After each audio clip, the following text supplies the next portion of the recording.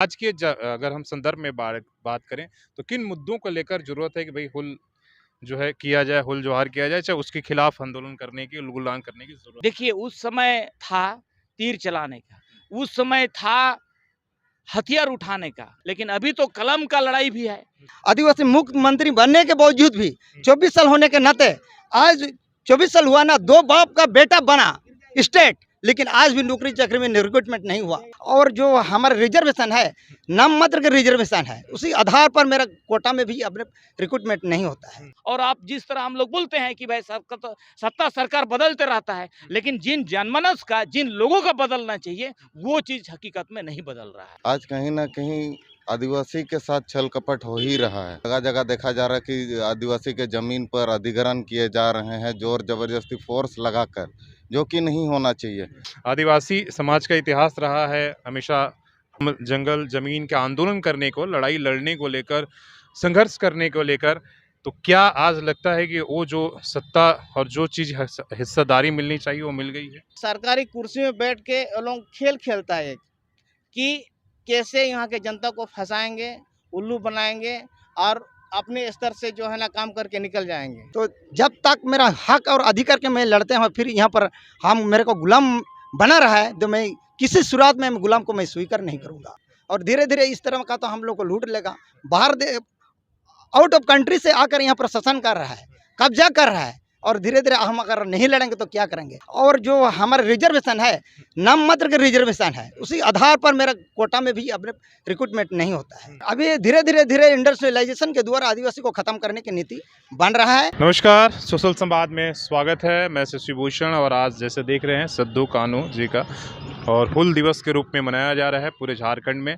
हमारे साथ जोसाई माडी जी हैं, सामाजिक कार्यकर्ता हैं और आदिवासी मुद्दों पर ट्राइबल लीडर हैं, काफ़ी जो है एक्टिव रहते हैं। सीधे हम पूछते हैं आज के जो हुल दिवस और जो ट्राइबल मुद्दे हैं क्या कुछ हैं, क्या आपको लगता है, इसलिए कि कहा जा रहा है कि झारखंड में तो आदिवासी राज्य है, आदिवासी समाज का कितना उत्थान हुआ है? उत्थान तो हुआ है, लेकिन जितना होना चाहिए उस पैरामीटर को टच नहीं कर पाया है। और जिन चीज़ों के लिए ये जो वीर कोल्हान में बोलिए, संथाल परगना में बोलिए, ये पर्टिकुलरली इन लड़ाई को कभी कभी लोग सीमित कर देते हैं। जैसा बोले कि संथाल हुल, ये संथाल परगना के लिए हुआ था, कोल विद्रोह कोल्हान के लिए हुआ था, लेकिन देश उस समय आज़ाद नहीं था। और उस समय इन वीरों ने देश के लिए लड़ाई लड़ा। तो आप मत समझिए ये कोई पर्टिकुलर ज्योग्राफिकल एरिया के लिए। उस समय आज आपके पास इस तरह अभी जो सूचना का जो आदान प्रदान हो रहा है, ये ब्रॉडकास्टिंग का जो इतना फैसिलिटी है, उस समय नहीं था। नहीं तो वो लड़ाई तो बोला जा सकता है ये देशव्यापी लड़ाई है वो, और राष्ट्रीय आंदोलन है वो। जो कुछ भी हुआ वो उसे राष्ट्रीय आंदोलन के तौर पर देखना चाहिए, एरिया में नहीं सीमित करना चाहिए। बिल्कुल आज बहुत सारे इतिहास को और इस चीज को राष्ट्रीय आंदोलन के रूप में देख रहे हैं, और आपके जैसे सोशल संवाद के जो इस तरह बात को लगातार आगे बढ़ा रहे हैं, उसलिए आज हम लोग आपको याद किए भाई, कोल्हान के या इस राज्य के बहुत सारा ज्वलंत मुद्दा है जो आप जनमानस के पटल पर रखेंगे। आज हुल दिवस, आज के अगर हम संदर्भ में बात करें तो किन मुद्दों को लेकर जरूरत है कि भाई हुल जो है किया जाए, हुल जोहार किया जाए, चाहे उसके खिलाफ आंदोलन करने की, गुलान करने की जरूरत है? देखिए, उस समय था तीर चलाने का, उस समय था हथियार उठाने का, आदिवासी का जो पारंपरिक हथियार जिससे ब्रिटिश के साथ लड़ाई लड़ा। क्योंकि ये देश आज़ाद हुआ तो अभी तो खून खराबा नहीं हो सकता है, लेकिन अभी तो कलम का लड़ाई भी है। आप देखिएगा उस कलम का लड़ाई में आपको एक प्रभात खबर का एक न्यूज दिखा रहे हैं। ये कोल्हान में VC, pro VC, FO, registrar और CCDC का जो पद है, ये 1 साल से खाली है।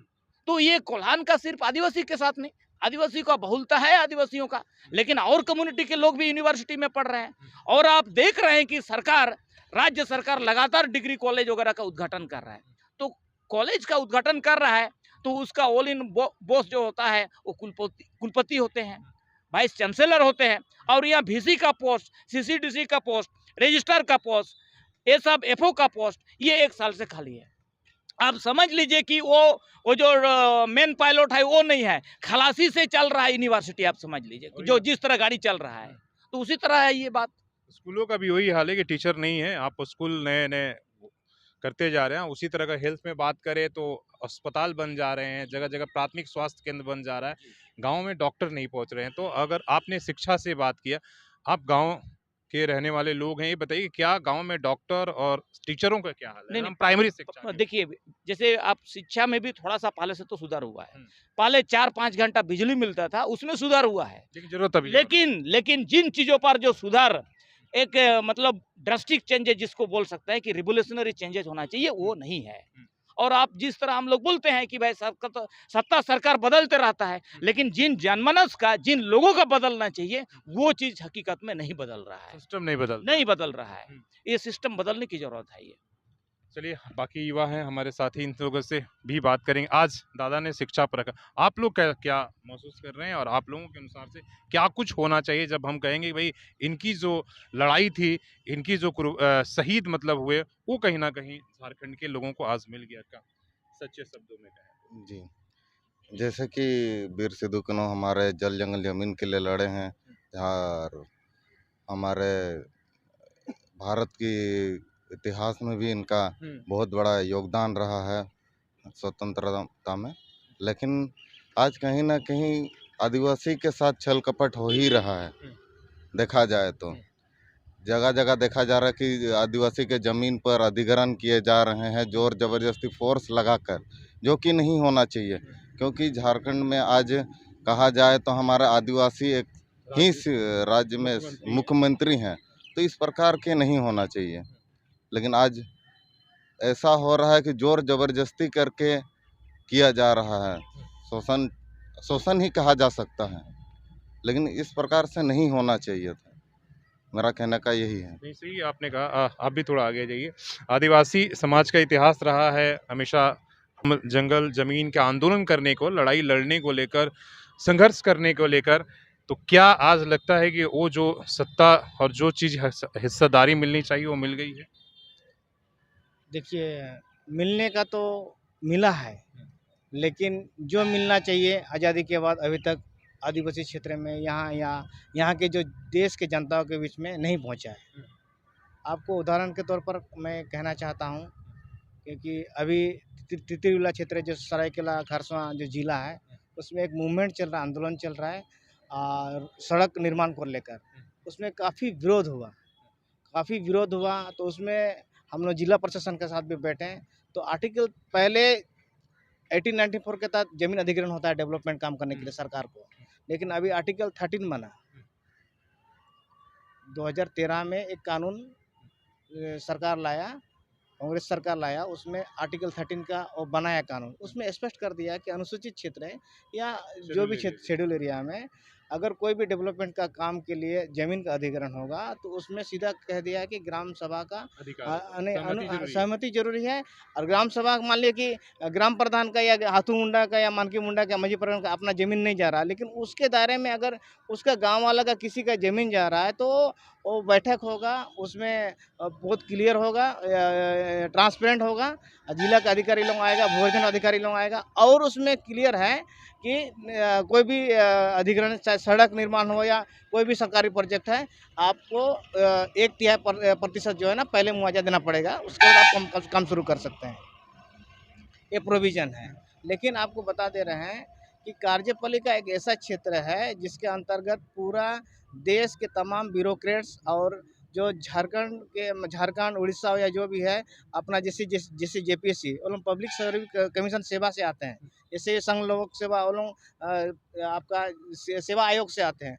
तो जो भी पदाधिकारी जो बनते हैं, जिम्मेदारी लेते हैं, चाहे डीसी के रूप में, एसपी रूप में या बीडीओ के रूप में या सीओ के रूप में, उसका दायित्व तो बनता है कि धरातल में कानून को इम्प्लीमेंट करना और पारदर्शिता, वहाँ की जानना भी एकदम पूरा पारदर्शिता अपनाएंगे। मान लीजिए जैसे कि आपका जैसे बड़े भाई ने कहा कि कानून का लागू नहीं हो पा रहा है, जैसे एक भी नया कानून बन रहा है, नया कानून बन रहा है, तो वहाँ के गांव वाला लोग पढ़ने लिखने नहीं आता, जिसका जमीन है उसको पढ़ने लिखने नहीं आता, कुछ नहीं आता है। तो आप उसको कैसे समझाइएगा अधिग्रहण क्या है, उसको कैसे मुआवजा मिले, कैसे समझा पाइएगा? तो इनका दायित्व बनता है। लेकिन आपको बता दे रहे हैं, उस अंग्रेज शासन का याद दिलाता है यहाँ का जो ऑफिसर लोगों का उसका रवैया, वो तो एक्ट को धरातल में लागू नहीं कर पाता है, बल्कि सरकारी कुर्सी में बैठ के वो लोग खेल खेलता है कि कैसे यहाँ के जनता को फंसाएंगे, उल्लू बनाएंगे और अपने स्तर से जो है ना काम करके निकल जाएंगे।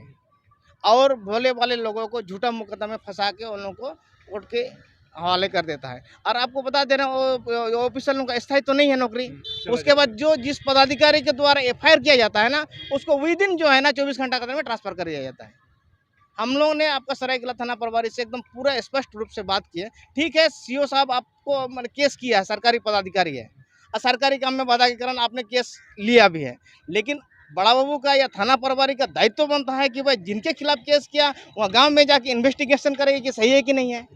वो केस एक्सेप्ट कर लिया और कोर्ट भेज दिया और दूसरा तीसरा दिन सीओ जो है ना वो ट्रांसफर हो गया। कानूनी पचड़े में एकदम आपको बता दे रहे हैं, यहाँ के जो ऑफिसर लोग हैं, आपको बता ले जनता ज़्यादा जागरूक है। जनता जो है ना यहाँ का नेता और जो अभिनेता से लेके जो ब्यूरोक्रेट से लेके ज़्यादा जागरूक है और ज़्यादा पढ़ा लिखा है और ज़्यादा सभ्य है और कानून को लेके मान के चलता है। जरूरी भी है, और जब जागरूक रहेंगे तभी अपने हक के लिए लड़ेंगे। आप बताइए क्या मुद्दे रहे युवाओं के लिए, खासकर रोजगार को लेकर? आप पहले अपनी बात रख लें, इसके बाद हमारा सवाल है। क्या नाम? मेरा नाम सुरेश मुर्मू है। हाँ, बोलिए। आज सरकार नौकरी निकाल रही है, पदे को भरने के लिए निकाल रही है। आप पेपर लीक का मामला देख लीजिएगा, अभी न्यूज़ चैनल थ्रू लोगों को पता चल रहा है, पूरे देश का मामला है। ये सरकार ये नहीं क्यों नहीं करती है? ये सब पेपर लीक, अगर ऐसे पेपर लीक होते रहेंगे तो युवाओं को रोजगार कब मिलेगा? झारखंड में भी वही हाल है, जेपीएससी के कोई भी बिना विवाद का परीक्षा क्लियर ही नहीं होता। वही हाल है। और आज मैं गम्हरिया प्रखंड के अंतर्गत आता हूँ, वहाँ एक डिग्री कॉलेज का निर्माण होना है, वो जगह चयनित किया गया है, वो भी प्रखंड के एकदम कोने में दिया हुआ है। अगर प्रखंड स्तर का है तो एकदम बीच में होना चाहिए, जहाँ सबकी आवागमन। हाँ एकदम। तो जहाँ जगह चयनित की गई है वो जगह एकदम बैकवर्ड जगह है, एकदम जंगल एरिया है, वहाँ आवाज आवाजाही का मतलब कोई साधन नहीं है। तो सरकार इन अभी पेपर लीक का जो मामला है वो ख़त्म करने नहीं सक रही है, तो ये कॉलेज क्यों बना रही है? बात सवाल सही है कि बिल्डिंग हम लोग बना लेते हैं, और कई ऐसे योजनाओं में देखा गया कि बिल्डिंग तैयार हो गया और बाद में जो है वहाँ पर उसे चालू ही नहीं करा पाई, चाहे उस कोई किसी काम में भी नहीं आया। हाँ, चलिए और भी लोगों से थोड़ा बात करें। हाँ, मुद्दे बताइए आज के, क्या आप कहेंगे इस मौके पर, इस पवित्र मौके पर बताइए। मेरा नाम है गुरुचरण सोरेन, ठीक है। तो आज हूल दिवस है और बहुत दूर तक देखने को मिला था सिद्धू कानू ने, लर्न्स फ्रॉम ग्रेट थिंकर बोलता है, लेकिन पढ़े लिखे नहीं था, फिर भी बहुत इंटेलेक्चुअल पर्सन था कि आने वाला समाज क्या होगा बोलकर। तो जल जंगल जमीन अपना हक और अधिकार के लिए ब्रिटिश साम्राज्य ने 200 साल राज किया, लेकिन वो देखा कभी अपना सर को नहीं झुकाया और मरने वाला नहीं है। तो जब तक मेरा हक और अधिकार के मैं लड़ते हैं, फिर यहाँ पर हम मेरे को गुलाम बना रहा है, तो मैं किसी सूरत में गुलाम को मैं स्वीकार नहीं करूँगा।